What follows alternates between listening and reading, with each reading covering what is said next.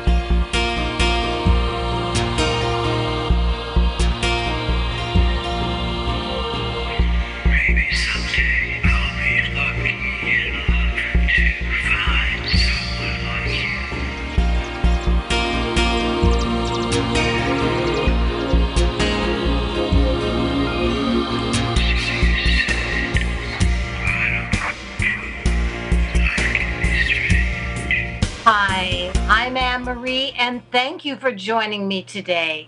I wanted to discuss today how important it is sometimes just to pause. Pause before you want that last word in a fight.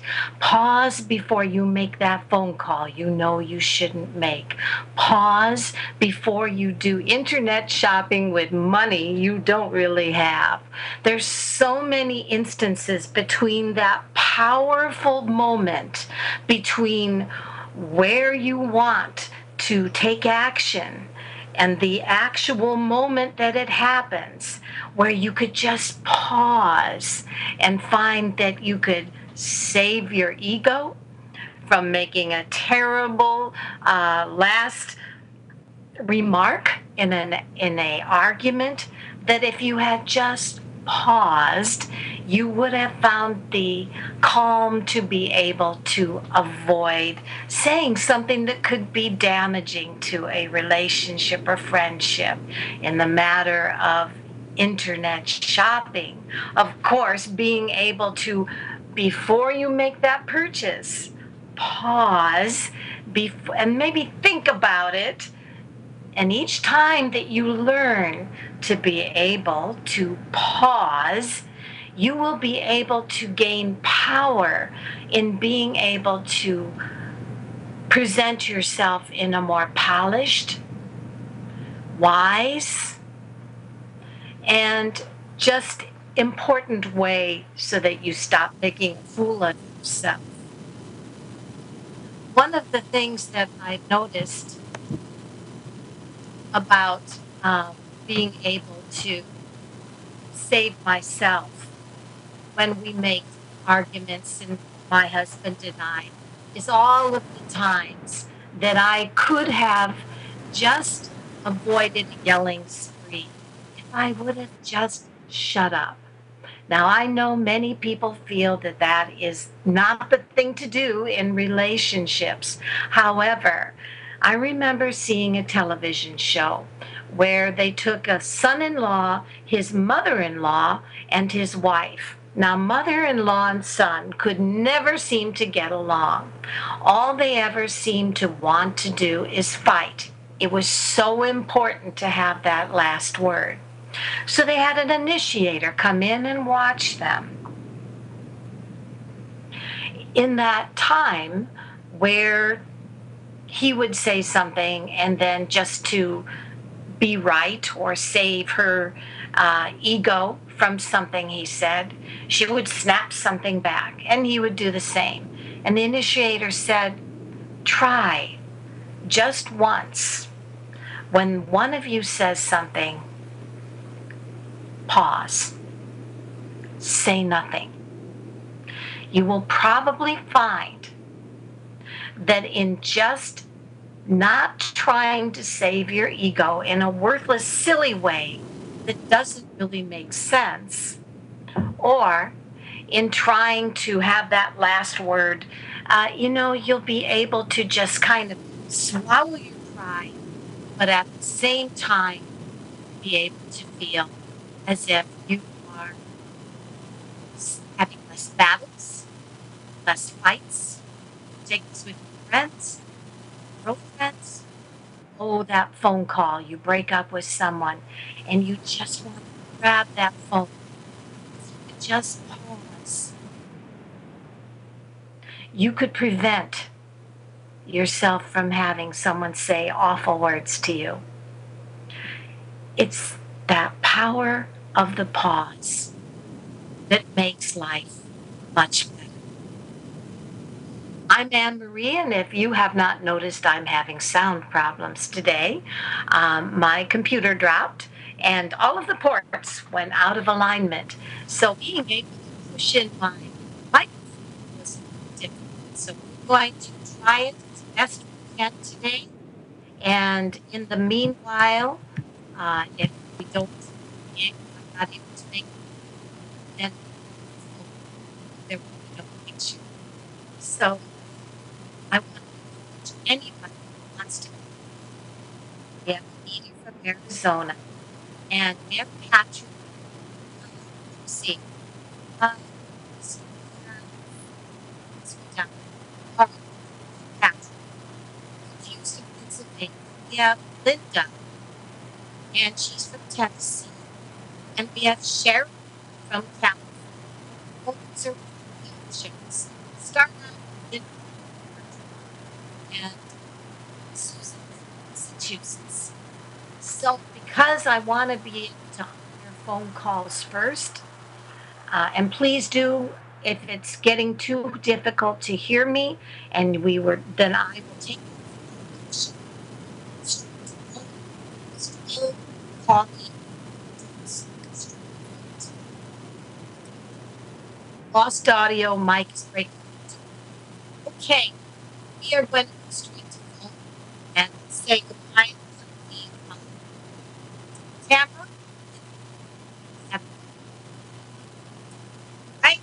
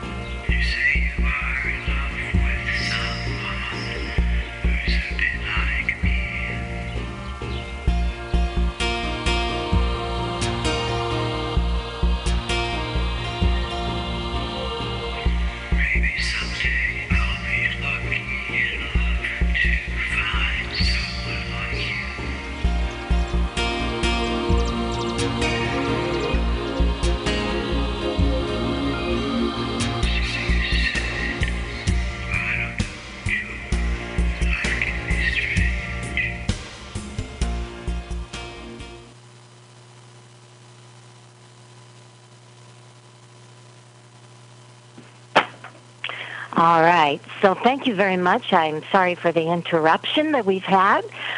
Today we are going into an all audio show just because it's impossible to sync the camera and the microphone together, and just the way it is today. So, Bill? Okay. I'm not sure if I'm getting sound today. I'm sorry, guys. It seems that I'm hearing kind of fuzziness on my end, on your side. But we are going to go to Anita. And Anita, how are you today? Hi, Anita. Hi, Anne-Marie. Hi. Can you hear me? I can. What can I do for you today? Well, I'm not doing very good. I am okay. on doctor fear and legal fear on getting my life in order, and it seems it's just, even though it just seems like one day's going to the next. And it almost feels like I don't know where to reach out to find help in home to help me get things organized and put together. And even with doctors, I've just come to a halt of what's going to be better for me in the future with loved ones around me, like going back to Michigan or trying to make it here. I think we saw that it was best for you to go to Michigan if you couldn't find yourself, you went there to try to find solutions for your problems in Michigan. And then, understandably, oftentimes when people think that they're going to get their lives together by moving to another state, it doesn't happen.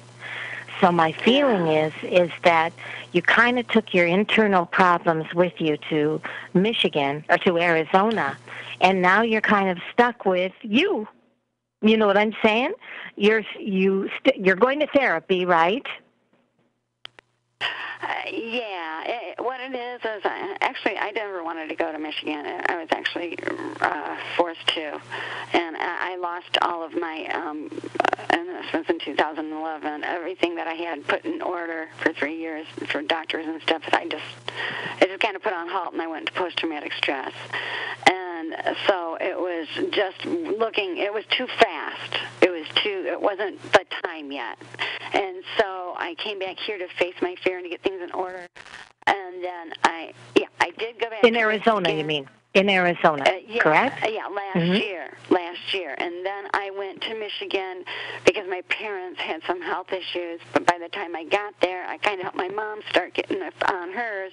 But then mine went down, and by the time I got back here, I misrepresented myself to my primary doctor because I was kind of being harassed to go into a different direction from another person. Well, after I did that, I lost the communication. Then my phone, everything I had did, because I use an iPhone for everything instead of a computer, it got ruined. And so I just, with all the information and all the things I was gathering together, I kind of lost it. And I just went down from there, and I'm like, do I pick myself back up here? Because I keep on hearing my family saying, come back to Michigan, come back to Michigan. And I'm thinking, well, is it going to be the same there before where there's going to just be, putting it all together? Or would it be changed where there'd be, they would reach out and love? Or will it? I saw a psychologist yesterday, and he said, no, he wants me to go somewhere to Barrows, and I'm thinking, I'm wondering if Lee needed to talk to an attorney to explain what has happened with the doctors within the last 6 to 8 months, because it's actually where I became in phobia because they were giving me injections and all kinds of things, kept putting me in more pain, and I started becoming afraid of doctors. Well, the problem with lawyers is you have to have money, right? And you can't, lawyers just don't go out of their way to be able to help you out unless you have a really good case. And I'm not saying that you don't, but my feeling is that if you have a specific grievance against the doctor, you have to have the information, and you have to have the things to back that up with. Otherwise, the lawyer's going to say, this is all good, but I don't have anything to win this case with. Right. Well, I I mentioned my right hip after I had the accident, and it took until this last December that they finally did an MRI of my right hip and found a bunch of things wrong with it. And that's when I went into the post-traumatic stress, because I thought, 6.5 years of doing all this stuff, and it was there all along. And that's when I was reliving all the things I experienced through that whole time and all the grievances, and I'm like, wow. And so I'm looking at paperwork, and it says, even it says hip, and it says find the source of the problem and fix it. And they were doing x-rays and x-rays and x-rays, and I'm like, please give me an MRI. And then finally they did, jumping up and down. They won't find anything, and then they did. And they're like, oh, you need to get into surgery immediately. After they were doing all kinds of shots and, which didn't, in the other areas that didn't even need to be, where I'm telling you it's in my hip, and I was being called a liar and stuff. Okay, so I don't know. I'm thinking, well, now that I have that, understand that I can't give you legal advice because I don't know about that. And your best bet is to get some advice from a lawyer and pay him for his advice on that. But my feeling is that right now, in all honesty, first of all, you need to find security. And that security, are you working? No, I can't work. That's why it's hard for me to even get up and get my things organized and together. So have you got... And I'm on the wrong medication. So I think the first thing I need to do is get to a doctor to get the right medication. So well, then what you need to do, first of all, though, is also, if you feel that it's totally unable for you to work, then have you thought about trying to get, something that will supplement you and help you with that? Yeah, I'm on Social Security disability, and I was trying to get help in Arizona here with help from some services. And but I'm a resident in Michigan and in Arizona.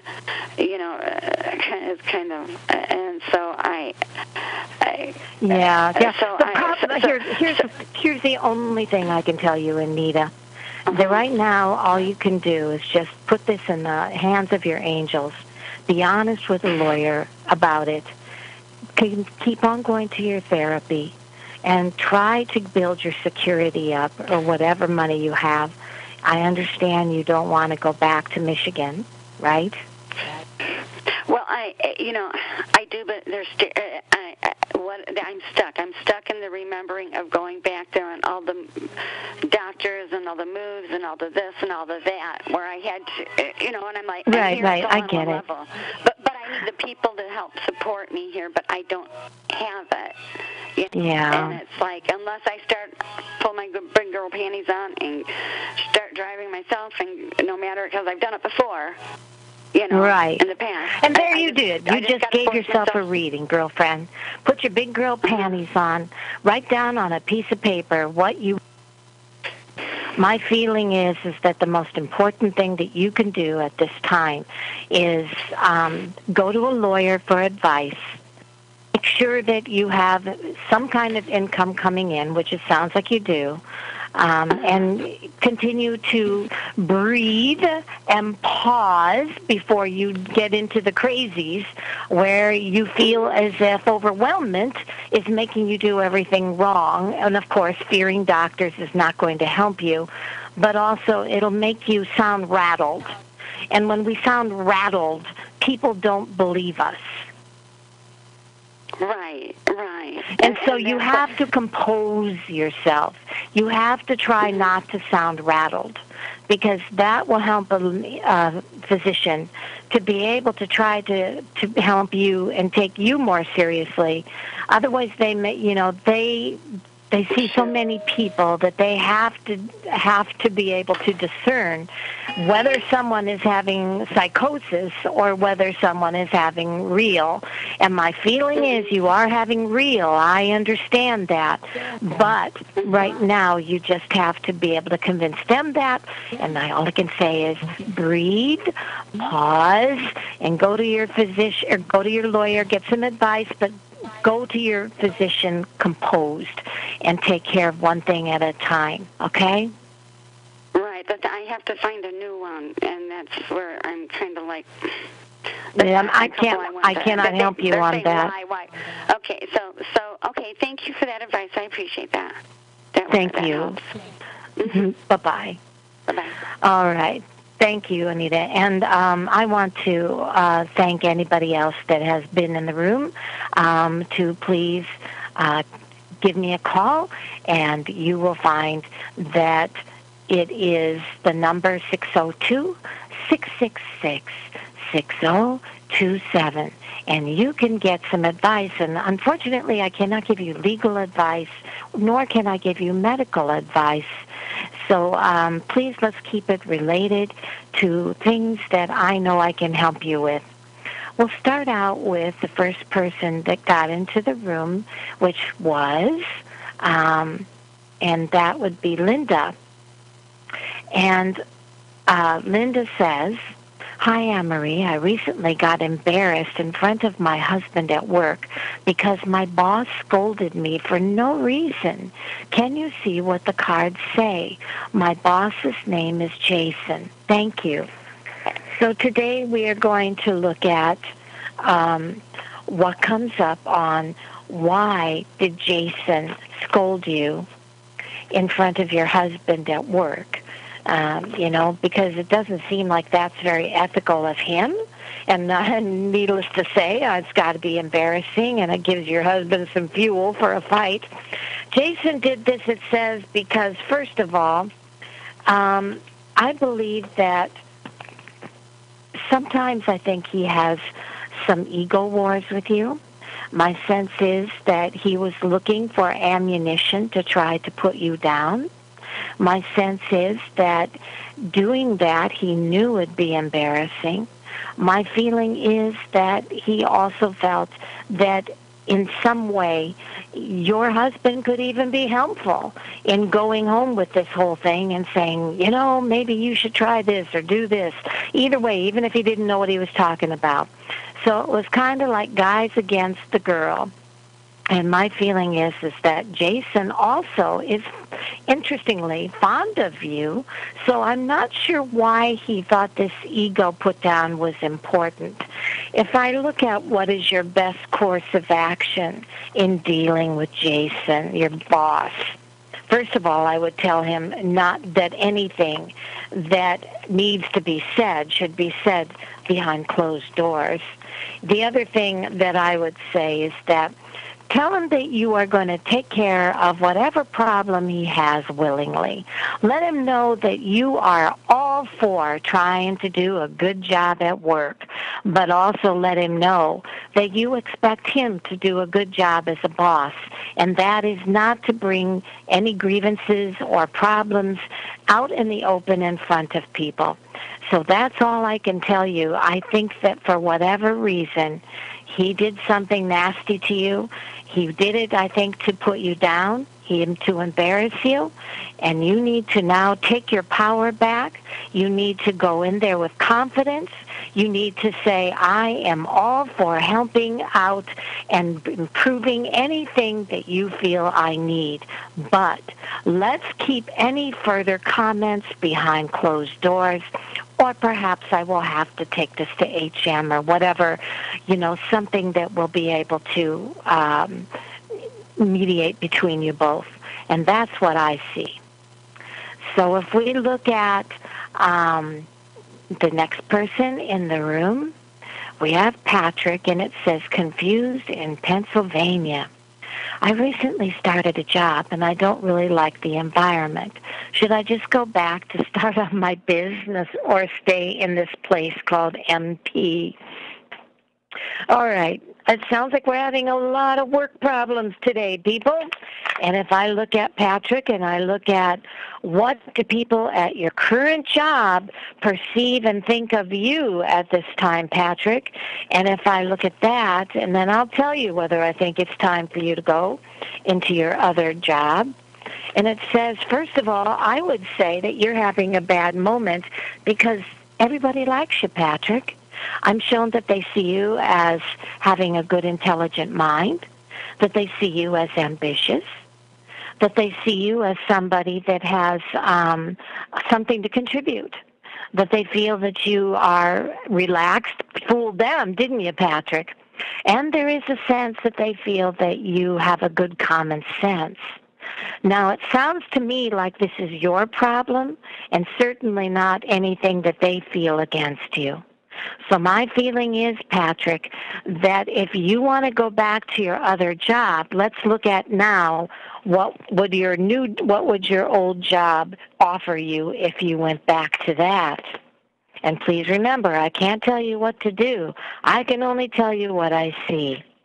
So if I look at what can your other job offer you, I'm not sure, Patrick. I can't remember the reasons that you left your previous job, but for whatever reason, it says you were feeling invisible. And there was a sense that that invisibility made you feel as if people weren't out there responding to you the way that you want. Now, honey, if you really pay attention, this looks like the same dynamic you're experiencing at this job. I'm going to be honest with you, Patrick.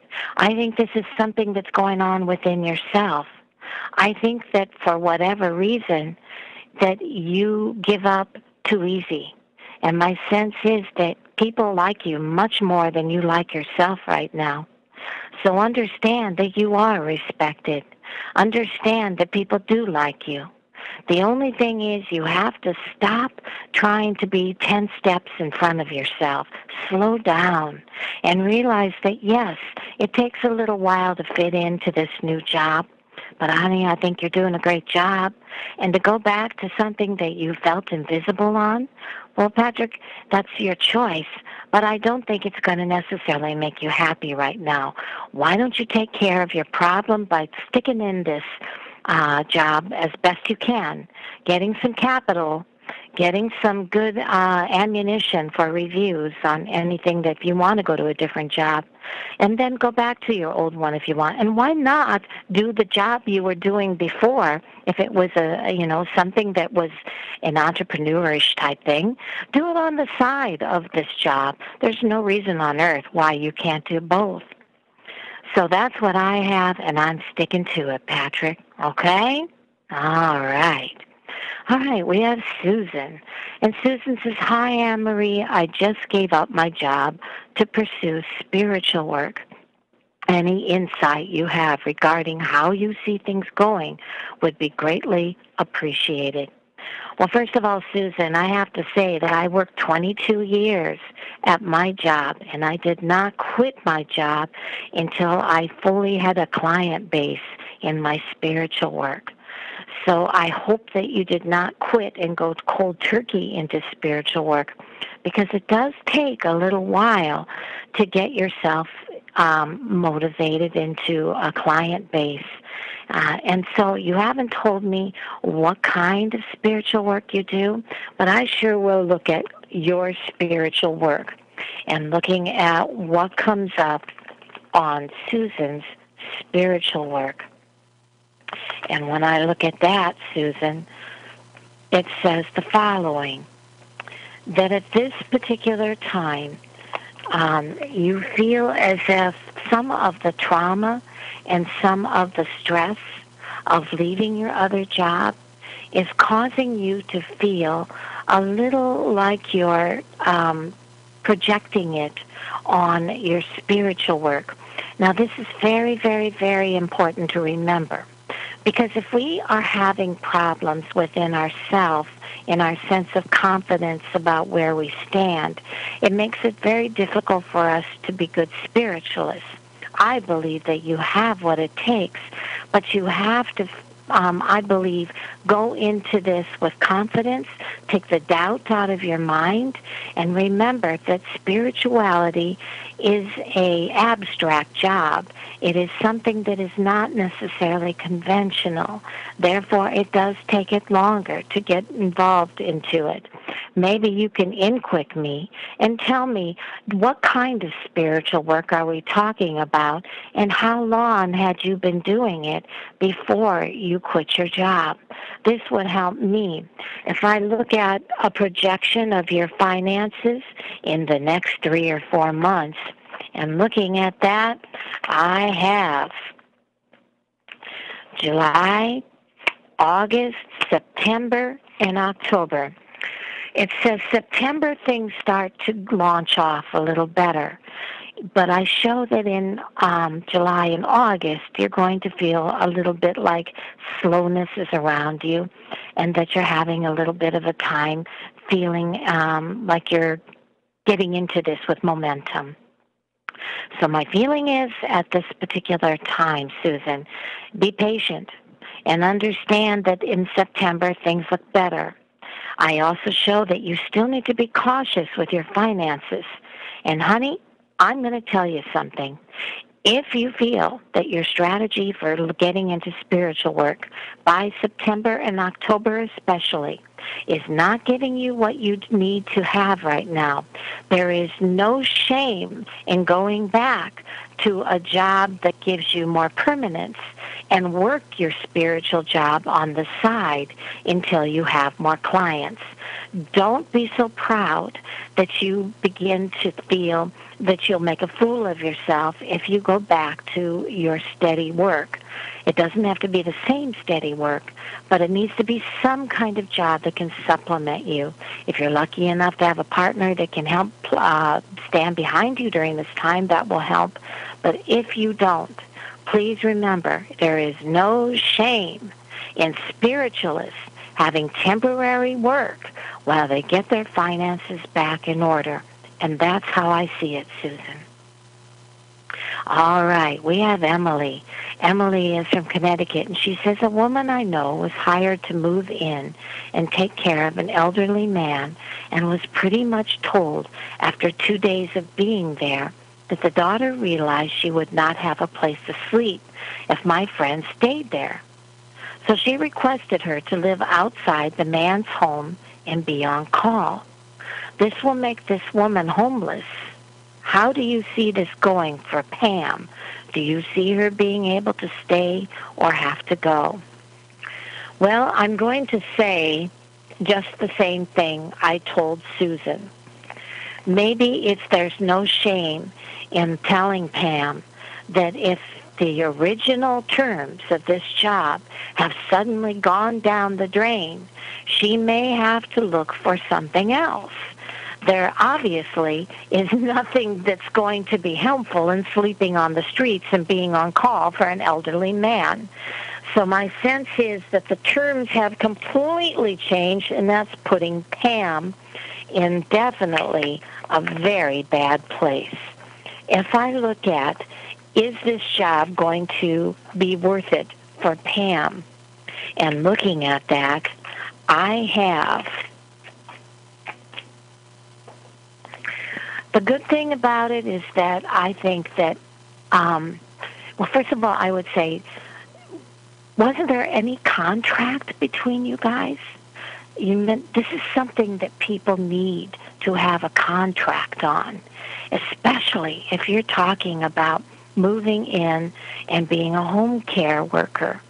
I think that perhaps if you can find something, a cheap room or something, you need yourself to get a contract with this woman who needs to know that she has somebody reliable for her father. And if that is not there, then please do not live outside and be on call if there is no consistency in this job. I would say there's still hope, but it's not seen as happening right away. This woman needs to find a way to come to terms with Pam, and you need to sit down and work this out. I'm not surprised if there has not been a contract that she can change the terms on Pam like this. But Pam, if she is there listening, please understand, I find you with some other job within August, September, and October that is much more permanent. And my feeling is, try this for a couple of months if you can. Get yourself a room and be able to maybe stay in a motel or hotel, or Pam if she's there.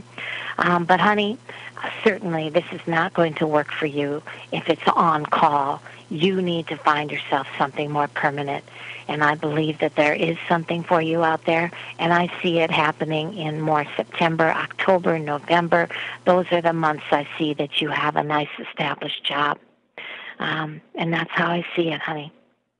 Okay, and next job, if you ever do this again, make sure there's paperwork. Make sure there's a contract.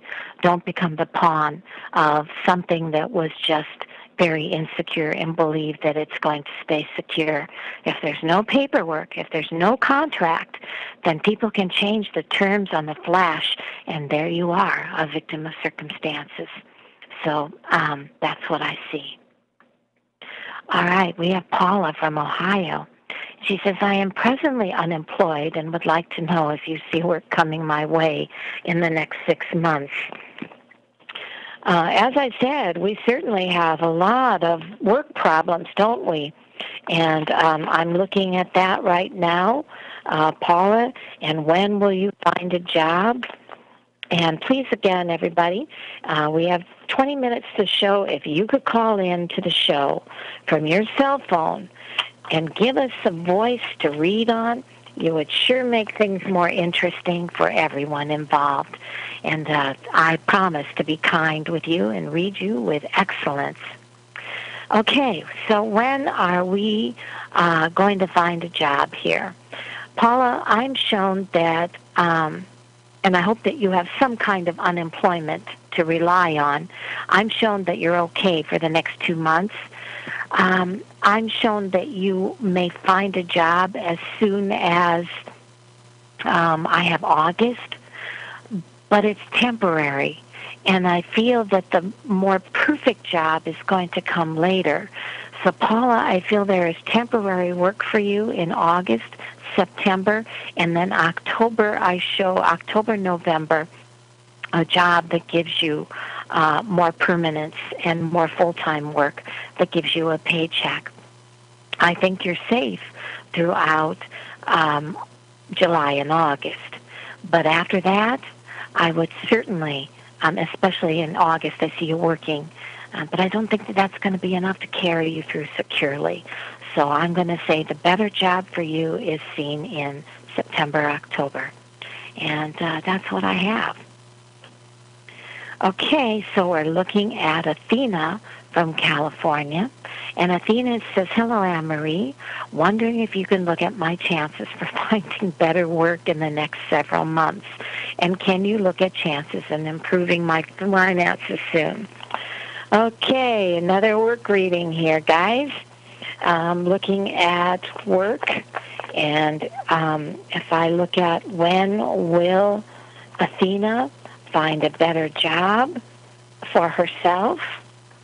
And, you know, guys, I really love to do readings where I can do some angel readings or look at some emotional dynamics going on. So time frames are not necessarily what I love to do, but we need a lot of time frames today. So I'm going to give you what I've got to go on, Athena. And it says, finding a better job, I am going to say, I do not see a better job than what you have until I have July, August, September, November. I would stay where you are for now, and I would not quit early, even if it makes you feel depressed, because my sense is you'd be a lot more depressed if you quit early. If you, and it says, can you look at chances for improving my finances soon? And if I look at your finances and looking at that, we have July, August, September, October, November. Honey, I see your finances doing just fine. My sense is that you, like I said, don't leave this job. It may make you feel unhappy, but I don't think you should quit it anytime soon. It shows that financially you're staying on top of the horse. You're doing okay, and I know you're unhappy there, but I do feel that your finances with a new job that's a winner will work better if you stay where you are at least another 4 months, and that's what I have. And I think the new job is going to give you at least the same kind of finances, maybe a little better. But I don't see your finances suffering too much right now. Maybe it's because you have a partner to help you, or maybe it's just that you yourself are very aggressive and do a great job. So I feel you're doing just fine. And again, sometime in the next 4 to 5 months will be a better job for you. Okay, thank you. All right, guys, I'm going to go back to my original topic today. And and again, it was for those of you that feel frustrated at your jobs, and for those of you that feel as if only you could just be able to find something that would make you feel happier. Please understand, before you march into your employer's office and quit, before you do anything like that, remember the pause, the power of the pause. Stop, look, and listen. The right word may be effective, but no word was ever as effective as the rightly timed pause, said Mark Twain. You've heard it many, many times in your daily life, whether it's your friend telling a story, your teacher giving a lesson, or even at a professional business pitch or speech. I bet you say it all the time and don't even realize it. This little phrase, like it are what we call filler words. You use them when you don't know what to say. There's a momentary gap in your thoughts, and you have fallen into the habit of filling that space with small, useless phrases in order to compensate. But we can't help but to maintain the rhythm of our speech, so we subconsciously resort to sputtering out what we think covers our lack of direction, right? Okay, so however, it does just the opposite. Instead of sounding smooth, we sound as if we have no idea what we're talking about. We seem unorganized and unconfident. Why is it so hard for us to be silent in between our thoughts? Why does there have to be a constant stream of sound when we speak? The root of the problem lies in our lack of patience. Most of us can't stand to wait in between our sentences because we feel too slow and deliberate. It isn't in our nature to pause in our speech because we don't pause in our thoughts. However, learning to pause in our thoughts increases our odds of finding the right word, phrase, or point. This is beneficial to your audience who are listening to you because they want good, clear ideas presented to them, or let's say your employer, or perhaps the friend that you're fighting with, or the relationship that you're trying to discuss. Although we don't realize that the people who listen to us actually crave silence. Silence gives them a chance to digest the information being presented to us. It gives them a chance to breathe. We all have that friend that just can't or won't slow down to talk. They speak 1,000,000 miles a minute. You just want to calm them down and get the information out in a reasonable fashion. It's the same with presentations or speeches. Robert Byrd, a U.S. senator and notable orator, once said, "There can be an art in the use of a pause. I find nothing wrong with a pause. It does not have to be filled with a, you know."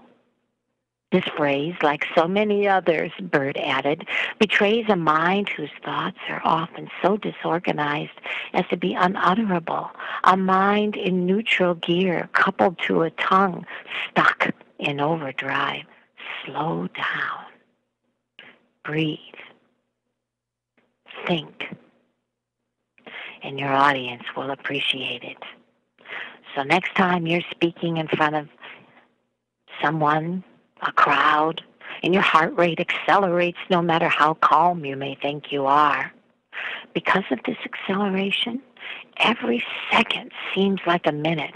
People often get on stage or speak in front of people and can't remember everything they said because they were so focused on getting the information out quickly and walking away from all of the eyes and ears in the room, that if you can train yourself, and yes, it takes training to do this effectively, to pause a second or two longer than you think you can bear it, you will benefit as a speaker. How, you ask? Well, for several reasons.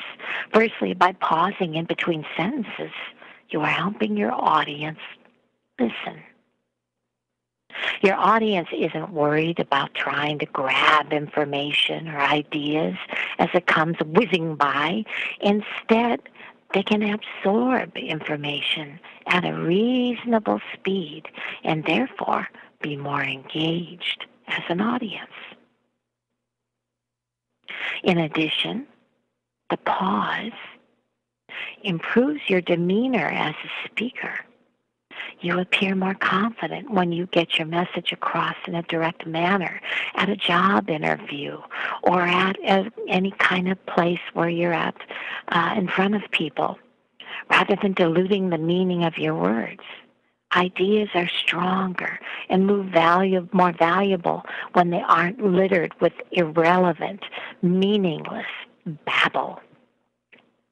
So finally, silence allows you to breathe. Remember what we told Anita in the first reading. When you go to a doctor, or you go to a lawyer, or you go to any professional, take time to breathe and pause so that you don't sound rattled. This will help tremendously because not only does it allow more oxygen to go to your brain, which allows you to focus on choosing the right words, but an extra breath also gives your voice more gusto, which subsequently makes your words more attractive for your listeners. So, in order to master the art of the pause, it takes practice and it takes patience. Okay? That's right. And another way to look at it, if we really look into another thing about the pause, is to remember that pauses, and this is by an article that I looked up, and her name is Kristen Barton, and she says, it is often the pause, not the effect or the event, that is the life-changing. Between the event and your reaction lies a very small space. That space might only be a quarter of a second long. But if you practice inserting a longer pause in that space, you give yourself time to think about how you want to react. Remember when I said before you do your get back to a friend or to a breakup lover or to anything, or that phone call you want to make or that internet shopping you want to do, take a moment to pause and just think before you do those things and lose ego, money, and sense of pride by doing something stupid, right? Viktor Frankl, neurologist, psychiatrist, and Holocaust survivor, put it so well. Between stimulus and response, there is a space. In that space is our power to choose our response. In our response lies our growth and our freedom. Yes, that space can be lengthened, but it takes a lot of mindful practice and focus. You can change what feels like an automatic response into an automatic pause. It really is all about the pause. So she's written a book called The Snowball Effect, How to Build Positive Momentum in your life. It says, imagine overcoming obstacles, moving past the pain, feeling hopeful about your situation and your future. That is the snowball effect in action. So she has written a book called The Snowball Effect, How to Build a Positive Momentum in Your Life. And it's especially good for people like Anita, who are stuck in Arizona with all kinds of overwhelmment. It helps to face fears and live your dreams without becoming overwhelmed. Have better relationships with others. Take baby steps to move forward through life. Live with gratitude and fully appreciate the moment.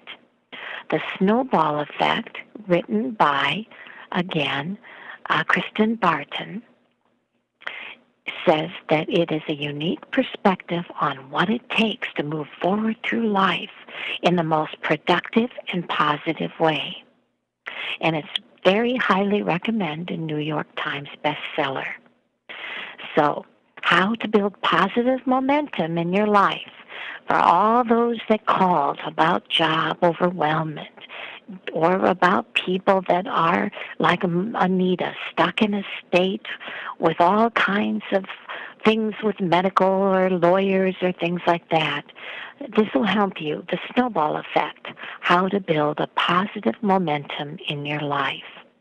And if we go back real quick to the other article, which was in Big Fish Presentations, it says, so remember, take your time when you're presenting yourself. Use your words wisely and pause to focus on finding a solid, patient rhythm, not only in your actions but in your words. Your audience, whether it is a lawyer, a doctor, an audience will appreciate your ideas and you will get your message across more clearly. After all, silence is golden, but be sure to try to practice pausing and not allowing yourself to jump into all kinds of crazy, overwhelming actions or rattled words that could make you look less confident, less secure. And we all do it, don't we? We all do it. And we can learn to practice and try very, very hard to change that in our lives. I want to thank everybody that was with me today in the show. And to next week, I will be gone on vacation to see family in Portland, Oregon. And I do love going to Portland and seeing my grandkids and my son and being able to enjoy the forest and the wonderful, wonderful place. And Portland is an exciting place to see lots of live music. And the bragging here a little bit, but I come from a musical family, and all my grandchildren are musicians, and so it's like going from one jam session to another, listening to all kinds of jazz and blues and good food, and it's a real fun time. So next week, I will not be here. And again, for all of you who may be in overwhelmment, may be feeling sad about a fight and wanting to grab that phone and say, how dare you, or anything that you feel you have to say nasty to someone that you are in a partnership with, remember the power of the pause, the power of the pause can be just about the most important tool you can learn. And as my favorite poet, Maya Angelou, said, I used to blurt all the time. Every time that someone said something to me, I had to blurt whatever I felt, until I learned the power of looking someone directly in the eyes and just smiling wisely. She found out that by not blurting and by just giving the persona that you have the answer through a wise smile and the pause, people tend to think that you are very, very intelligent. And they like you a lot more because you weren't blurting your ideas, and maybe it wasn't at all what they felt. But the power of the pause and a wise smile and silence can be the very, very best thing to learn to do. So that's what I have to say today, and thank you everybody that stayed with me on the show today. And sorry about the camera being off. I will be with you again on the second Wednesday of July, and next Wednesday I will not. Bye-bye.